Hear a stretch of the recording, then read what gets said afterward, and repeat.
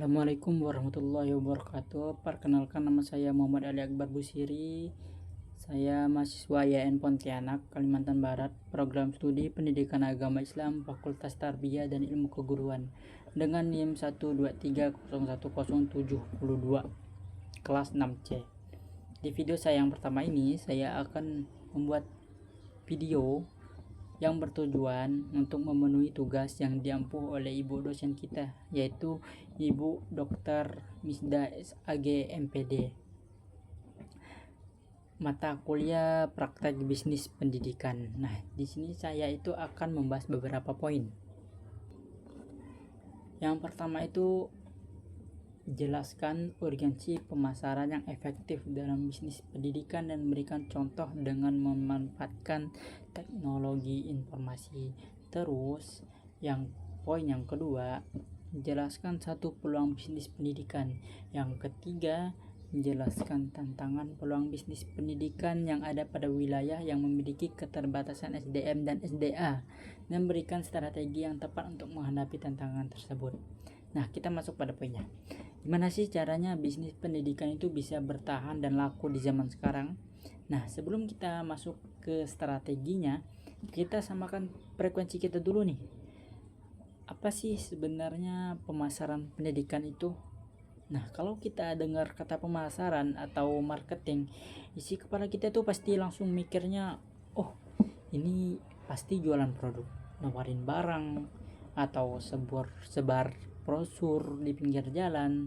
Tapi kalau di dunia pendidikan, rumusnya itu beda banget, teman-teman. Nah, di bisnis pendidikan kita itu nggak lagi jualan barang yang kelihatan wujudnya kayak jualan baju atau HP. Nah, kita di sini itu jual namanya itu jasa, nama baik, nilai-nilai, dan yang paling mahal itu kita itu jual masa depan anak orang loh. Jadi pemasaran pendidikan itu adalah cara lembaga, entah itu sekolah, kampus, atau tempat kursus, untuk memahami apa yang lagi dibutuhin sama orang tua dan calon siswa. Lalu kita itu tunjukkan ke mereka kalau lembaga kita lah jawaban yang paling tepat buat masa depan mereka. Intinya ini itu bukan cuma soal transaksi uang, tapi soal membangun kepercayaan jangka panjang. Oke, itu pengertiannya. Kita masuk ke urgensinya. Mengapa ini penting? Nah, sekarang pertanyaannya, emang sepenting apa sih marketing buat sekolah atau kampus? Bukannya kalau sekolahnya itu bagus, nanti murid itu bakal datang sendiri. Nah, dulu mungkin iya. Akan tetapi teman-teman, kalau zaman sekarang kita pakai prinsip diam itu emas, wah, sekolah kita itu bisa sepi dan ketinggalan zaman.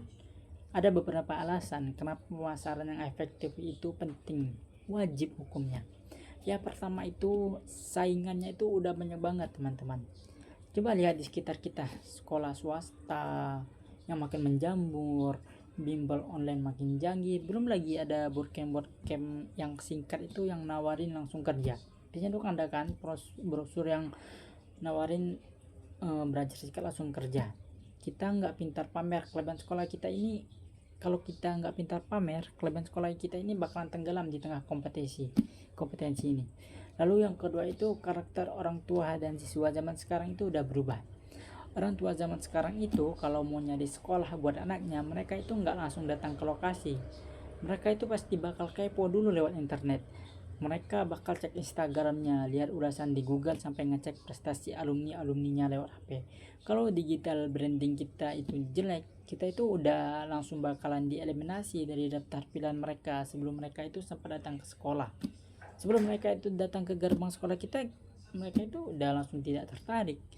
Lalu yang ketiga itu soal kelangsungan hidup lembaga kita, khususnya buat lembaga swasta, yang dimana operasional kita kan jalan dari uang pendaftaran siswa baru.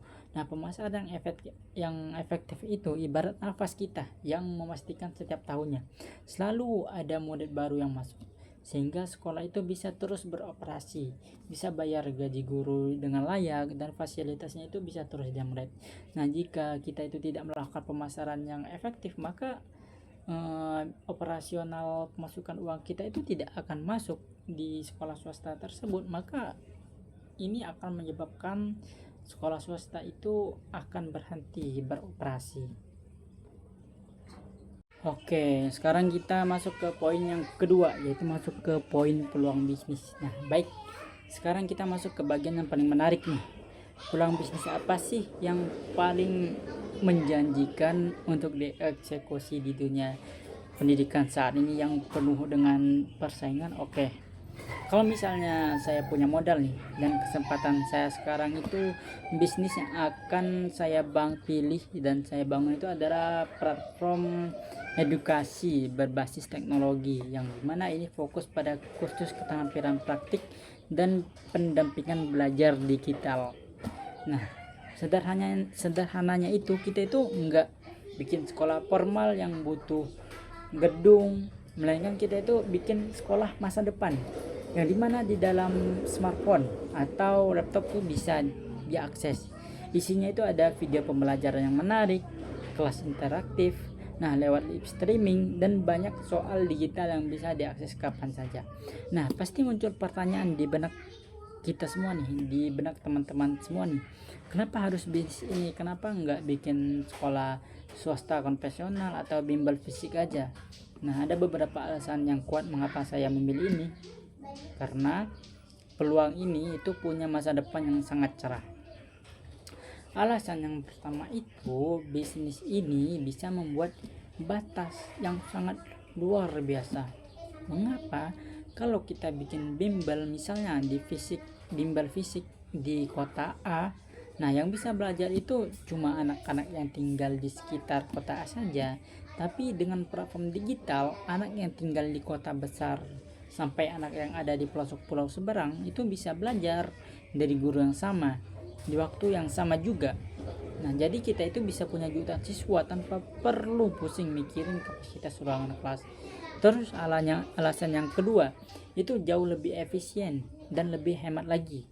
Nah, bayangkan kalau kita mau memperluas bisnis sekolah fisik, kita itu harus beli tanah, bangun gedung, beli meja, beli kursi, dan bayar listrik yang mahal. Nah, sedangkan di bisnis ini kita itu cuma perlu modal investasi di awal saja untuk bikin aplikasi yang bagus, produksi video materi yang berkualitas sekali saja. Nah, setelah itu konten tersebut itu bisa kita jual dan ditonton berulang-ulang oleh ribuan angkatan ke depannya. Gimana? Hemat kan? Terus yang alasan yang ketiga itu menjawab kebutuhan dunia nyata, yaitu upskilling. Jujur ya teman-teman, sering nggak sih kita itu rasa apa yang diajarin di sekolah formal itu kadang kurang siap dipakai pas masuk dunia kerja. Nah, platform kita itu hadir untuk mengisi celah itu. Kita ini bakal sediain kursus keterampilan praktis yang paling dicari industri saat ini. Misalnya itu digital marketing dasar, cara ngoding untuk pemula, atau manajemen keuangan untuk UMKM. Nah, materi-materi yang bikin siswanya ini langsung punya keahlian nyata. Terus alasan yang terakhir itu adalah anak muda zaman sekarang itu suka yang namanya itu fleksibel. Nah, yang generasi sekarang itu nggak suka diatur-atur, harus belajar jam berapa dan di mana. Nah, lewat platform digital ini mereka ini punya kendali penuh. Mau belajar jam 11 malam sambil rebahan di kamar itu tetap bisa. Mau diulang-ulang videonya sampai paham itu nggak masalah. Nah, kebebasan inilah yang bikin produk digital ini selalu punya tempat di hati konsumen masa kini. Gimana? Sangat berpeluang bukan?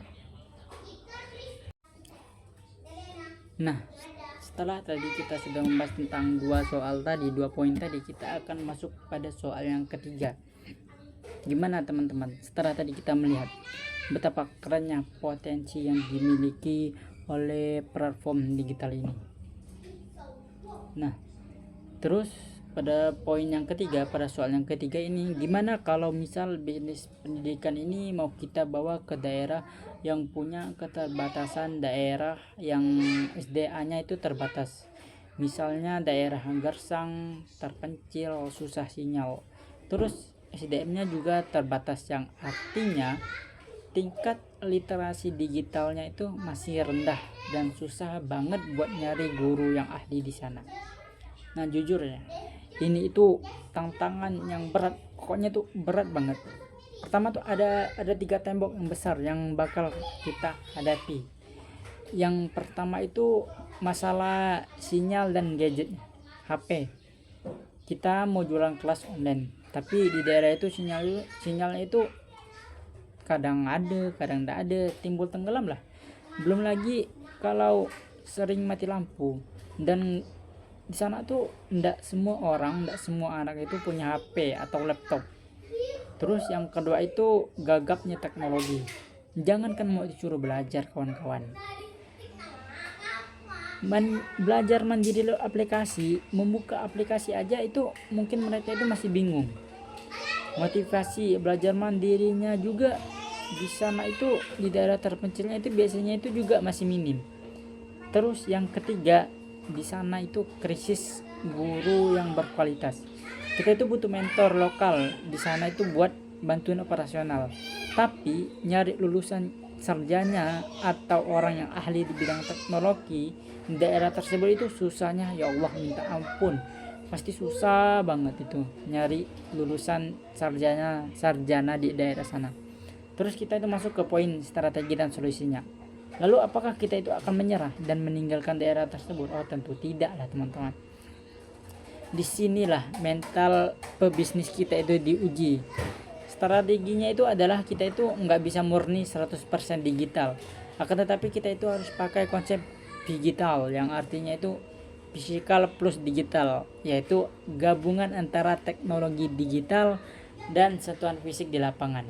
Nah, ini ada 3 strategi yang bakal kita lakukan.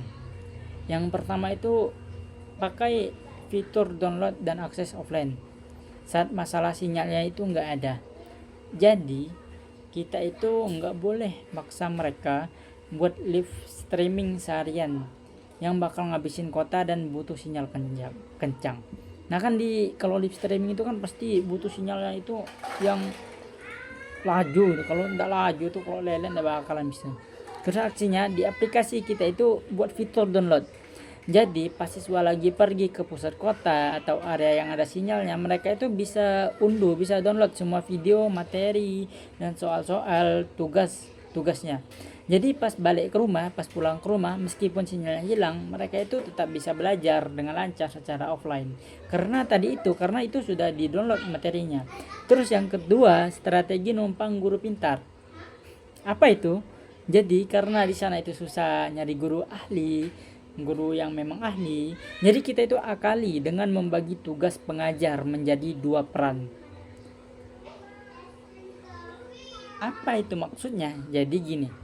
Nah, untuk materi pelajaran yang berat-berat, biarkan itu diajarkan oleh guru praktisi terbaik nasional lewat video rekaman yang sudah kita siapkan. Misalnya pemuda atau warga lokal di daerah tersebut itu tetap kita rekrut, tapi tugas mereka itu bukan untuk mengajar materi sulit, melainkan yang warga lokal tersebut itu cuma untuk dijadikan sebagai fasilitator. Tugas mereka itu cuma jaga kelas, absen siswa, bagian kertas ujian, dan nyemangatin anak-anak.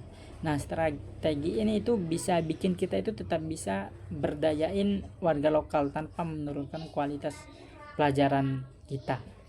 Lalu yang ketiga itu bikin rumah belajar bersama.